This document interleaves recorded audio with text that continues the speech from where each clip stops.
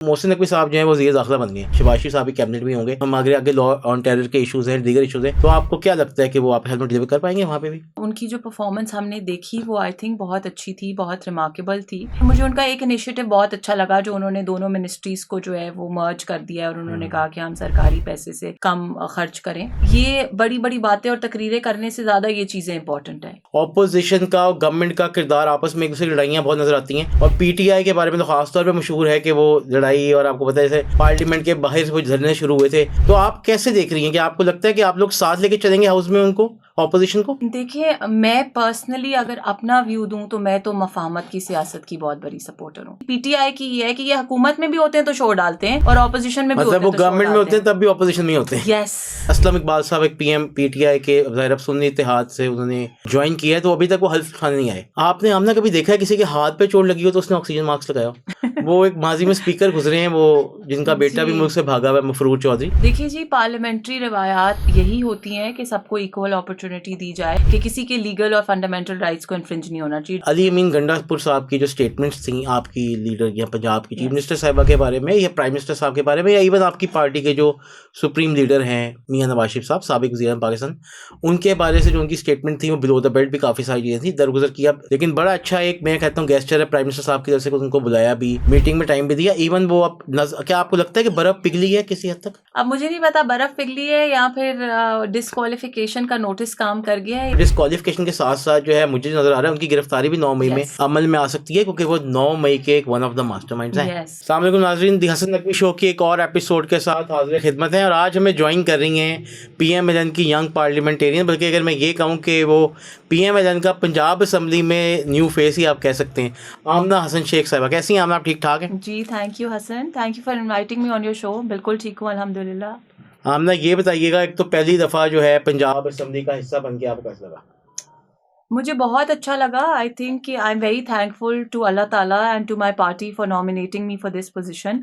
और मेरा ख्याल है कि जितनी बड़ी ये ऑनर की बात है उससे बड़ी रिस्पॉन्सिबिलिटी है। तो जहाँ खुशी हो रही है वहाँ डर भी बहुत लग रहा है, और ख्वाहिश भी ये है कि अल्लाह ताला हमें अच्छे काम कराए पाकिस्तान के लिए, पाकिस्तान के लोगों के लिए। So I think it's a great honour for me. दूसरे आप देखें, आप पार्लियामेंट के चाहे आप गवर्नमेंट बेंचेस पे हों या अपोजिशन बेंचेस पे हों, आप सबको एक आपको जिम्मेदारी दी गई है। आप लोग इलेक्ट होके भी आए हैं, कुछ रिजर्व सीट्स पे भी आए हैं आप लोग, लेकिन आप लोगों का काम बेसिकली लेजिस्लेशन करना है और मुल्क के लिए बेहतरियाँ के मौके पैदा करना है, आवाम के लिए आसानी ताकि हो। लेकिन हमें देखा है कि माजी में भी अपोजिशन का और गवर्नमेंट का किरदार आपस में एक दूसरे की लड़ाइयाँ बहुत नज़र आती हैं, और पीटीआई के बारे में तो खासतौर पर मशहूर है कि वो लड़ाई, और आपको पता है जैसे पार्लियामेंट के बाहर से वो धरने शुरू हुए थे, उसके बाद हमने देखा कि वो धरने भी होते रहे, और पार्लियामेंट के अंदर भी इवन जब आपका इलेक्शन हो रहा था वो बाइकआउट करके। तो आपकी लीडर ऑफ द हाउस जो है मरियम नवाज साहिबा, में देखा कि वो जो ऑपोजिशन के लीडर हैं उनके पास वो गई भी, उन्होंने कहा कि हमें अच्छा लगता है अगर आप भी।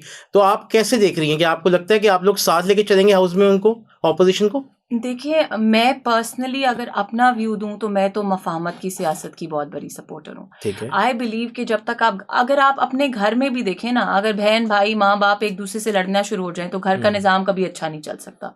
और मैं इस चीज़ को बहुत अप्रिशिएट करूंगी कि सीएम साहिबा खुद गई ऑपोजिशन लीडर के पास और उन्होंने उनको रिक्वेस्ट की।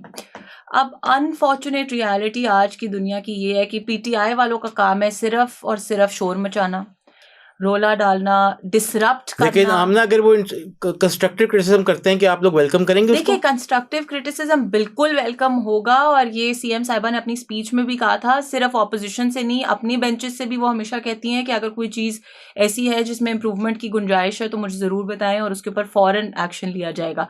अनफॉर्चुनेट रियलिटी पीटीआई की ये है कि ये हुकूमत में भी होते हैं तो शोर डालते हैं और ऑपोजिशन में भी होते हैं मतलब वो गवर्नमेंट में होते हैं तब भी ऑपोजिशन में होते हैं। यस। अच्छा, ये बताइएगा कि अभी असलम इकबाल साहब एक पीएम पीटीआई के ज़ाहिर सुन्नी इत्तेहाद से उन्होंने ज्वाइन किया है, तो अभी तक वो हल्फ उठाने नहीं आए। तो आपको लगता है, क्योंकि जैसे बात हुई कुछ स्पीकर साहब आपके, वैसे तो अब वो ज़ाहिर पूरे हाउस के स्पीकर हैं, बड़े अच्छे पार्लियामेंटेरियन भी हैं, उन्होंने ये कहा, उनसे सिर्फ सवाल किया गया कि जी अगर असलम इकबाल साहब क्या प्रोडक्शन ऑर्डर जारी करेंगे, उन्होंने कहा यार अभी तक वो गिरफ्तार तो हुए नहीं, गिरफ्तार हुए होते तो मैं यकीनन देखता और उनके प्रोडक्शन। आप इस हक़ में हैं, क्योंकि हमें माजी में देखा जब हमजा शहबाज आपकी पार्टी के लीडर हैं, वो जब जेल में भी रहे और उनके केसेस चल रहे थे, तो उस वक्त के हालांकि वो बड़े वियर्ड किस्म के एक स्पीकर रहे हैं माजी में, जिन्होंने एक्टिंग भी की थी, वो आपको याद होगा, मुंह पे मास्क। एक बात मुझे, अच्छा ये बीच में आ गई है बात, थोड़ा मजाक की बात भी कर लेते हैं। आपने हमने कभी देखा है किसी के हाथ पे चोट लगी हो तो उसने ऑक्सीजन मास्क लगाया? वो एक माजी में स्पीकर गुजरे हैं, वो जिनका बेटा भी जी। मुल्क से भागा हुआ है, मफरूर चौधरी। बस तो वो जो है ना, वो उन्होंने ये किया था कि प्रोडक्शन ऑर्डर आपके लीडर के किए थे। तो आप इस चीज़ को अच्छी रिवायत समझती हैं इसको? देखिए जी, पार्लियामेंट्री रिवायात यही होती हैं कि सबको इक्वल अपॉर्चुनिटी दी जाए और अकॉर्डिंग टू लॉ जो जिसका राइट बनता है। मी बीइंग अ लॉयर, मैं इस चीज़ की बड़ी स्ट्रॉन्ग एडवोकेट हूँ कि किसी के लीगल और फंडामेंटल राइट्स को इन्फ्रिंज नहीं होना चाहिए। जहाँ तक बात रही स्पीकर साहब की और उनकी रूलिंग की, मुझे बहुत खुशी है इस बात की और मुझे बड़ा मज़ा आता है असेंबली में बैठ के कि इस बार असेंबली का स्पीकर जो है वो एक लॉयर है। सो मेरा ख्याल है कि जितनी प्रोफेशनली वो प्रोसीडिंग्स को कंडक्ट कर रहे हैं, किसी एक नॉन लॉयर के लिए उतना आसान नहीं होता, क्योंकि वो हर चीज़ की लीगल दलील के साथ बात करते हैं। तो आई एम श्योर कि उन्होंने और अभी तक देखा जाए, अगर हम देखें ना, वो ऑपोजिशन को भी उतना टाइम दे रहे हैं जितना Yes. वो गवर्नमेंट को दे रहे हैं। सिर्फ टाइम नहीं दे रहे जी, जब कभी कभार गवर्नमेंट कुछ ऊंच नीच करती है तो वो गवर्नमेंट को डांट ज़्यादा पड़ जाती है। जी ठीक है, सही, ये भी अच्छी बात। अब ये बताइएगा, आपको इमरान खान साहब जो हैं, जो इस वक्त जेल में हैं, मुख्तलिफ केसेस में उनको सज़ा हो गई है, 9 मई के हवाले से भी उनके खिलाफ शवाहिद मौजूद हैं। कुछ लोग क्लेम भी करते हैं, मैं तो खबर ये प्राइम टाइम में खुद कर भी चुका हूँ। ये मैंने खबर सबसे पहले की थी कि वो कोर्ट मार्शल भी होंगे, मिलिट्री कोर्ट में ट्रायल भी होगा। फिर हमने देखा एक बेंच ने फैसला किया, जो कि कुछ जजेस थे जो उनके करीब थे, फिर वो फैसला भी उड़ गया और अब जो है मिलिट्री कोर्ट में सिविलियंस का ट्रायल होगा, क्योंकि 9 मई में जो जिम्मेदार है। और ये बात सही भी है, अगर आप किसी के आपके दफ्तर में कोई मसला करता है तो आपका दफ्तर ही कार्रवाई करता है ना। अगर आप फौजी तनसीबात में शोधा की यादगार पर अटैक करेंगे तो आपका एहतसाब ही वही होना चाहिए। एक आप ये बताइएगा कि आपको लगता है कि 9 मई या दीगर केसेस में जो लोग इन्वॉल्व हैं उनको सज़ा मिलिट्री कोर्ट में उनका ट्रायल होना चाहिए। दूसरे ये बताइएगा कि आपको इमरान खान साहब रिहा होते नजर आ रहे हैं कोई मुस्तकबिल करीब में? देखिए जी, मैं इमरान खान साहब की पार्टी की रवायत है ये जो इल्म ज्योतिष और जादू टूने, मेरी तो अनफॉर्चुनेटली ये एक्सपर्टीज़ नहीं है, लेकिन लीगली स्पीकिंग मैं ज़रूर बता सकती हूँ। बल्कि मैं तो I will take it a step further. हम यहाँ पे 9 मई की बातें कर रहे हैं और जो उनके ऑलरेडी मिलिट्री कोर्ट्स में ट्रायल चलना है और सारी चीज़ें। मैं बज़ाते खुद ये यकीन रखती हूँ कि इमरान खान पे, कासिम सूरी साहब पे, असद कैसर साहब पे आर्टिकल 6 का मुकदमा भी बनता है। और मैं आपको इसका थोड़ा सा बैकग्राउंड दूं कि ये चीज़ आई थिंक टीवी पे डिस्कस भी हुई थी। सो आर्टिकल 6 जो है वो इन सारे जुराइम से एक बड़ा जुर्म है जो अगेंस्ट द स्टेट है। सो मेरा तो ये ख्याल है कि अगर हम लीगल बात करें तो उनका तो ट्रायल आर्टिकल 6 के अंडर होना चाहिए और उनको बिल्कुल सजाए मौत जैसी जो भी सज़ा कोर्ट वो करेगी, क्योंकि आर्टिकल 6 की सज़ा जो कॉन्स्टिट्यूशन के मुताबिक है वो सजाए मौत ही। हमने पहले मुशर्रफ साहब का केस देखा था उसके ऊपर, लेकिन जो इन्होंने जिस ब्लेटेंटली कॉन्स्टिट्यूशन का मजाक उड़ाया, स्टेट का मजाक उड़ाया, स्टेट इंस्टीट्यूशंस का मजाक उड़ाया, इट इज़ शेमफुल। और ये सिर्फ ये बात नहीं है कि मेरा ताल्लुक PMLN से है तो मुझे इस बात की प्रॉब्लम है, या मेरा ताल्लुक पीपल्स पार्टी से तो उनको इस बात की प्रॉब्लम है। आई थिंक ये जो मैसेज गया है अक्रॉस द वर्ल्ड, हम अपने मुल्क का किस तरह मजाक उड़ा रहे हैं, हम अपने मुल्क की आर्मी का जो हमारे प्रोटेक्टर्स हैं, एक दिन ये मुल्क नहीं चल सकता पाकिस्तान आर्मी के बगैर, हम उनका मजाक उड़ा रहे हैं। हम पूरी दुनिया में हेडलाइंस चल रही हैं कि जी पाकिस्तान में फूट पड़ गई, पाकिस्तान में पॉलिटिशियंस और आर्मी आमने सामने खड़ी हो गई। हम अपने बच्चों को क्या मैसेज दे रहे हैं कि जाके आप कौमी तनसीबात पे हमला करें। So I think it's way beyond just that trial. मैं तो इसलिए अच्छा, फिर आप ये देखें कि इस वक्त आपकी पार्टी का पॉलिटिकल एजेंडा, ये सोशल मीडिया पे जो कैंपेन उनकी पार्टी चलाती है उनका बयानिया कह लें और आप आधे राजा कह दें जो कि एंटी स्टेट एक्टिविटीज़ में मुलव्वस है, सबको पता है। जैसे वो फ़ौज के ख़िलाफ़ और रियासती इदारों के खिलाफ बगावत लोगों के दिलों में डालता रहा। आपको याद होगा 9 मई वाले दिन वो लोगों के आर्मी के जो सीनियर ऑफिसर्स हैं उनके एड्रेसेस तक बता रहे थे कि आप जाएं और वहाँ पे करें, और फिर उन्होंने एक झूठ बोल दिया था कि इमरान खान साहब को शायद कुछ कर दिया गया है, वो अनकॉन्शियस हो गए। हमने देखा कि इंडिया के पॉलिटिकल एजेंडा भी वैसे ही वो प्रोपेगेंडा कर रहे होते हैं, आधे राजा भी वो कर रहा। PTI के लोग भी उसमें मुलव्वस पाए गए हैं, FIA ने कुछ लोग पकड़े भी थे जिसमें कुछ एंकर्स जो। अब आपकी पार्टी जो है वो गवर्नमेंट में आ गई है, जो ऐसी झूठी सच्ची, इवन मैं एग्जांपल देता हूँ, ये मोना सलाई साहब जो हैं, जो कि साबिक वफाकी वजीर भी हैं, वो आपने देखा होगा ट्विटर के ऊपर वो हर रोज़ झूठ को नया बोलते हैं। खुद वो केसेस फेस कर नहीं रहे, मुल्क से बाहर फरार हैं। FIA में केस है, रेड वारंट के लिए कोशिश की गई है, उनके लिए भी कोशिश की है। फराह गोगी जो को हम सबको गवाएं कि पिछली चीफ मिनिस्टर डी फैक्टो वही थी, और वो जैसे ट्रांसफ़र पोस्टिंग में, मैंने खुद वो खबरें ब्रेक की हैं फ्राइडे टाइम्स के लिए कि कैसे ब्यूरोक्रेट्स के ट्रांसफ़र पैसे लेके होते थे, कैसे करप्शन करती थी, और इमरान खान साहब की जो अहलियाँ हैं उनके तक भी करप्शन के पैसे पहुँचाए जाते थे। तो क्या आपकी पार्टी कोई प्लान कर रही है? अब आपकी पार्टी की फेडरल में भी गवर्नमेंट है, पंजाब में भी आप लोग गवर्नमेंट में है, कोलिशन गवर्नमेंट है आप लोगों की, बलोचिस्तान में भी आप लोगों की कोलिशन गवर्नमेंट, सिंध में भी पीपल्स पार्टी है। तो क्या आप लोग, ये जो लोग जिस तरह की एक्टिविटीज़ में इन्वॉल्व हैं, आदिल राजा हो गया, गोगी हो गई, ये मोनिस लाई हो गया, जो कि फेस नहीं कर रहा केसेस, करप्शन में इन्वॉल्व है, सबूत मौजूद हैं उसके, तो क्या आप लोग इरादा रखते हैं इनको पाकिस्तान वापस लेके आने की, सज़ा देने के लिए? देखिए जी, जहाँ तक मोहम्मद सिलाई साहब की ट्वीट्स का ताल्लुक है, उनकी ट्वीट्स को तो मैंने कभी सीरियसली नहीं लिया, क्योंकि मेरा नहीं ख्याल उनकी ट्वीट्स जो है वो they are not of becoming a politician, जिस तरह की वो गैर संजीदा किस्म की ट्वीट्स करते हैं। जहाँ तक फराह गोगी और बाकी करप्शन का ताल्लुक है, तो इसके ऊपर बेशुमार सर्वेज हो चुके हैं इंटरनेशनल ऑर्गेनाइजेशन और नेशनल ऑर्गेनाइजेशंस के, कि पीटीआई की गवर्नमेंट में जो करप्शन है वो it was at the highest. I am accepting that, मैं खुद कह रहा हूँ, मैंने बताया आपको, खबरें मैं खुद भी करता हूँ, बिल्कुल शवाहिद मौजूद हैं, आप बिल्कुल सही कह रही हो। बिल्कुल लेकिन अब आप लोग गवर्नमेंट में आ गए ना, आप लोगों को अकाउंटेबल करना चाहिए कि आप लोग इरादा रखते हैं उनको पाकिस्तान लाने का? डेफिनेटली जी, उसके ऊपर मैं I will break that in 2 parts for you. जहाँ तक लीगल इश्यूज की बात है, वहाँ तक तो definitely law will take its course, और ये बड़े क्लियर बात है। आई थिंक वजीर आजम और चीफ मिनिस्टर साहिबा दोनों इस चीज़ को बार बार रिएटरेट कर चुके हैं कि जो लॉ है it will take its course, not just for PTI but for anyone.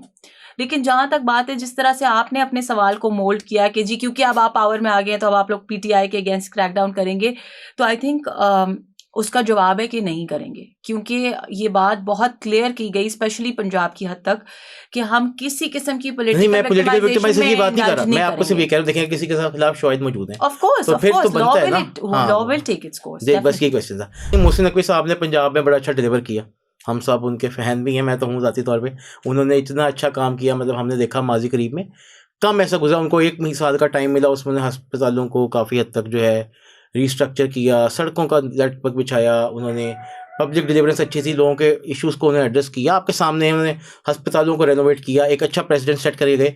और मरीम नवाज साहिबा को हमने देखा कि उन्होंने आके बड़ा एक्टिवली अभी तक वो काम कर रही हैं, जैसे बच्चों को वो स्कूल में दूध देने का इनिशिएटिव बड़ा अच्छा है, वो मेल न्यूट्रिशन के इशू को टारगेट करेगा। फिर उन्होंने बताया, जैसे आपकी यहाँ सलमान वो जो हैं आपके मिनिस्टर सलमान रफ़ीक साहब हैं, और उन्होंने बताया कि हमारी प्रायोरिटी जो है वो हेल्थ होगी और एजुकेशन होगी, जो कि बड़ी अच्छी बात है। माजी में ये ऐसा हुकूमतों का नहीं रहा, लेकिन ये बड़ा अच्छा एक पॉजिटिव साइन है, मैं इसको देखता हूँ। अभी मोहसिन नकवी साहब जो है वो वज़ीर दाखिला बन गए, तो आपकी पार्टी में ही ज़ाहिर वो आपकी पार्टी की तरफ से ही वो बनेंगे, शहबाज शरीफ साहब भी कैबिनेट में होंगे, तो उनको भी अगर आप देखती हैं कि हम आगे लॉ ऑन टेरर के इशूज़ हैं, दीगर इशूज़ हैं, तो आपको क्या लगता है कि वो आप हेल्प डिलीवर कर पाएंगे वहाँ पे भी?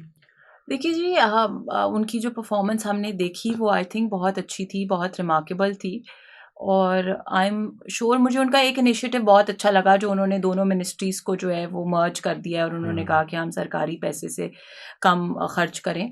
सो आई थिंक ये बहुत पॉजिटिव चीज़ है। वो बड़ा अच्छा प्रेसिडेंट है, आसिफ ज़रदारी साहब ने भी देखे ना, वो कहा कि सैलरी नहीं लेंगे, बहुत सारे लोग, मिनिस्टर साहिबा ने भी यही कहा है बहुत अच्छा फर्स्ट डे पे। तो आई थिंक ये छोटे छोटे चेंजेस हमें लगते हैं, लेकिन ये बड़ी बड़ी बातें और तकरीरें करने से ज़्यादा ये चीज़ें इंपॉर्टेंट है, और ये चीज़ें हम करेंगे, these changes will take us towards a progressive country. So I am looking forward to good things. आपका अगर फ़र्ज़ करें आमना हसन शेख को कोई मिनिस्ट्री ऑफर की करती हैं उनकी लीडर, पंजाब में चीफ मिनिस्टर हैं, तो आमना हसन शेख कौन सी मिनिस्ट्री में इंटरेस्टेड होगी?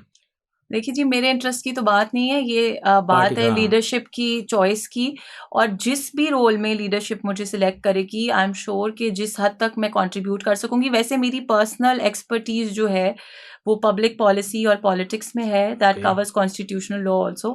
सो पॉलिसी मेकिंग के हवाले से जो भी मुझे जिम्मेदारी, आप इनडायरेक्टली मुझे कोई अच्छी खबर सुना रही हैं कि आप बनने नहीं, मैं आपको अच्छी खबर इंशाल्लाह आप मुझे सुनाएंगे, लेकिन मैं आपको ये जरूर कह रही हूँ कि मैं I look forward to contribute positively. Okay, अभी और कौन कौन से चीज़ें हैं जो आप फ्लोर ऑफ द हाउस पे लेके आना चाहेंगी, आपके ख्याल में इंपॉर्टेंट इश्यूज हैं जिसके बारे में कोई रेजोल्यूशंस, कोई बेस आपकी तरफ से हम देखेंगे कि सब देखिए ये हसन बड़ा टेक्निकल सवाल है, एंड एज अ लॉयर मैं आपका थोड़ा सा टाइम इसके ऊपर लूंगी। ये बड़ी कॉमन सी बात है कि हम कहते हैं कि जी कोई यंग एजुकेटेड लेजिस्लेटर्स आए हैं तो उनका सबसे पहला ये काम होता है कि जी हम लेजिस्लेशन करेंगे, they are very enthusiastic about it, which is a good thing. Unfortunately हम ये बात नहीं समझते हैं कि Pakistan is one of the most highly legislated countries in the world. हमारे पास लॉज बहुत ज़्यादा हैं, हमें लॉज की ज़रूरत नहीं है, हमें उन लॉज को स्ट्रीमलाइन करने की ज़रूरत है। और हम ये भी नहीं समझते कि जब हम इतनी ज़्यादा लेजिस्लेशन करते हैं, कई दफ़ा सिर्फ पॉइंट स्कोरिंग के लिए भी करते हैं अक्रॉस पार्टीज़, कई दफ़ा हमें बहुत अच्छा लग रहा होता है जो प्राइवेट मेंबर्स बिल्स होते हैं और सारा कुछ कि जी मैंने ये बिल इंट्रोड्यूस कर दिया, मैंने ये। इशू ये होता है कि उसके ऊपर जब प्रॉपर वर्किंग के बगैर होता है तो बहुत सारे बिल्स हमारे ओवरलैपिंग हैं। अगर आप एक छोटा सा इशू ले लें हरासमेंट का, उसके अंदर 4 से 5 डिफरेंट लॉज में हरासमेंट कवर्ड है। अब हम ये नहीं समझते लेजिस्लेशन करते हुए कि हम जो लेजिस्लेशन कर रहे हैं वो हमें इनडायरेक्टली फ़ायदे से ज़्यादा नुकसान दे रही होती है, क्योंकि जब ओवरलैपिंग लॉज होते हैं, एक लॉ के अंदर आप कन्विक्ट होते हैं, दूसरे लॉ के अंदर आप जो है बरी हो जाते हैं। तो आई थिंक सबसे ज़रूरी काम ये है और सबसे इम्पॉर्टेंट काम ये है as far as legislation is concerned कि सारे लॉज को कंपाइल किया जाए, कंसोलिडेट किया जाए, और उसमें से बहुत सारे ऐसे हैं जो रिडंडेंट हो चुके हैं तो उनको रिपील भी किया जाए। We just keep on bringing in new legislation, putting headlines about that, और उसके ऊपर हमारा ये फोकस नहीं है कि इसको कंसोलिडेट भी करना है किसी ने। सो आई थिंक सबसे इम्पॉर्टेंट काम तो वो है। उसके अलावा डेफिनेटली बहुत सारी ऐसी चीज़ें हैं, चाइल्ड मैरिजेस के ऊपर है, माइनॉरिटीज़ के राइट्स के ऊपर है, कुछ इलेक्शन लॉज में अमेंडमेंट्स हैं ऑब्वियसली। अच्छा, बहुत सारी चीज़ें जो ऐसी हैं जो पंजाब के एम्बिट में नहीं आती। मैं क्योंकि पिछले 11 साल से PMLN को असिस्ट कर रही हूँ नेशनल असेंबली की लेजिस्लेटिव ड्राफ्टिंग में, सो मुझे वो एडवांटेज है कि जो चीज़ें पंजाब के एम्बिट में नहीं आती वो भी इंशाल्लाह ताला हम ड्राफ्ट करके NA से अपने किसी कोलीग्स के through we will do that. Floor of the house पे तो आप आ गई हैं, आपने बताया अच्छा लगा। फ्लोर ऑफ द हाउस पे आपकी अपनी पार्टी से, इवन ऑपोजिशन बेंचेस से, आमना हसन शेख की सबसे अच्छी दोस्त कौन कौन है असेंबली के अंदर? मेरे सब दोस्त हैं जी। I am a very social person, ठीक है, एंड क्योंकि मैं पार्टी में बहुत अरसे से हूँ तो आई थिंक मुझे एलियनेटेड तो फील नहीं हुआ floor That's of the awesome. House पे आके। ठीक है, I had many friends since day one, so बड़ा मज़ा आता है। We are like a family, so I think सभी मेरे दोस्त हैं और दोस्त बनते जा रहे हैं। ऑपोजिशन वालों से दोस्ती का मौका नहीं मिला, वो एहतजाज करने में और माइक खोल के लोगों नहीं को अगर वो मारने में बहुत बाद मसरूफ में है। अगर उन्होंने सोचा कि वो उन्होंने हाउस में लोगों ने इलेक्ट उनको बैठने के लिए किया, अगर उनको जहन में ये आ गई बात, फर्ज करें आ ही सकती है, अल्लाह हिदायत दे सकता है, हिदायत दे दी अल्लाह ने और वो आके बैठ गए, फिर शायद दोस्ती हो जाए। ज़रूर होनी चाहिए जी। मैं तो when I came to the अभी असेंबली, इन्होंने, बल्कि आपसे ये क्वेश्चन भी कर लेते हैं, अली अमीन गंडापुर साहब की जो स्टेटमेंट्स थी आपकी लीडर या पंजाब की चीफ मिनिस्टर साहिबा के बारे में या प्राइम मिनिस्टर साहब के बारे में, या इवन आपकी पार्टी के जो सुप्रीम लीडर हैं मियां नवाज शरीफ साहब, साबिक वज़ीर पाकिस्तान, उनके बारे से जो उनकी स्टेटमेंट थी वो बिलो द बेल्ट भी काफ़ी सारी चीज़ें थी, दरगुजर किया। लेकिन बड़ा अच्छा एक मैं कहता हूँ गेस्चर है प्राइम मिनिस्टर साहब की तरफ से, उनको बुलाया भी, मीटिंग में टाइम भी दिया। इवन वो अब क्या आपको लगता है कि बर्फ़ पिघली है किसी हद तक?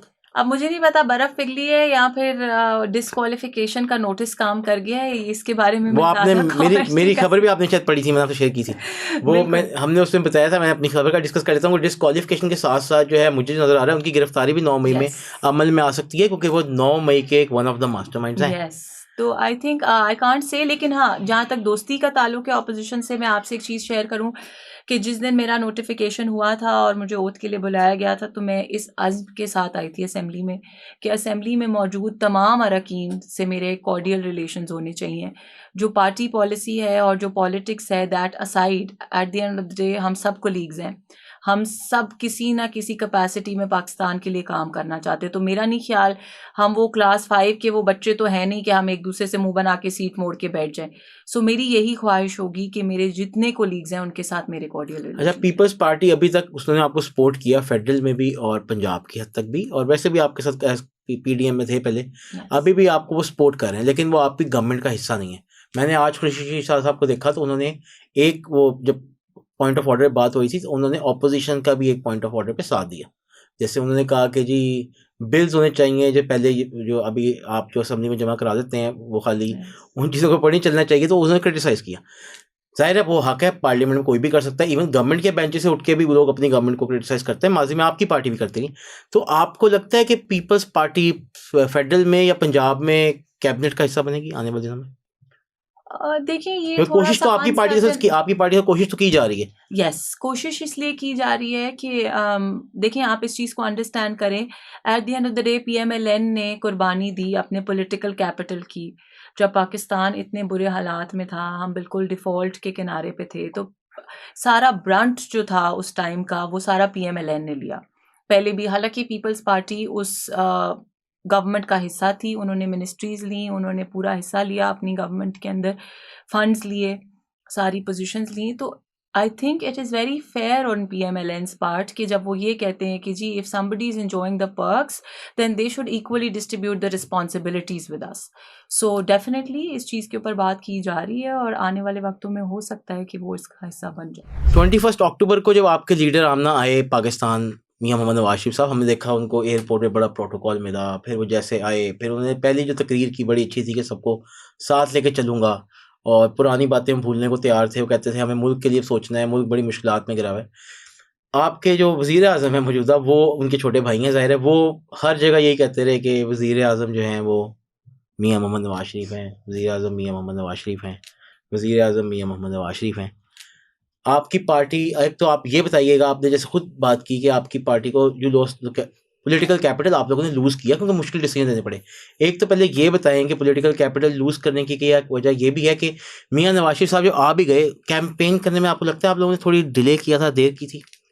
देखिए, पॉलिटिकल कैपिटल लूज़ करने की रीज़न ये थी, जो शहबाज साहब ने काफ़ी दफ़ा पहले भी बयान किया कि उनके लिए रियासत पहले है और सियासत बाद में, और मियाँ साहब की भी यही इंस्ट्रक्शंस थी, और मियाँ साहब ये चीज़ बारहा कह भी चुके हैं कि जब इमरान खान ने डेडलाइंस देनी शुरू की और कहा कि हम हुकूमत को घर भेज रहे हैं, आई think it was a very good stance. किसी की भी डेडलाइन नहीं लेनी चाहिए, नॉट जस्ट इन पॉलिटिक्स। बड़े आपकी बात से एग्री कर रहा हूँ, बिल्कुल। आप लोगों ने बताया उसके इमरान खान साहब नो डाउट अबाउट दैट के जिम्मेदार थे। पेट्रोलियम मसनूआती कीमतें रोक देना, बाकी बहुत सारे मामला ऐसे हैं जो कड़वा घूंट पीना पड़ा और आवाम को मुश्किलात में डालना पड़ा। आप लोगों ने जानबूझ के नहीं किया, रियासत बचानी थी, ठीक है, लेकिन आप लोगों ने अवाम को कन्विंस करना था ना, लोगों को बताना था कि भाई ये सब कुछ होता रहा।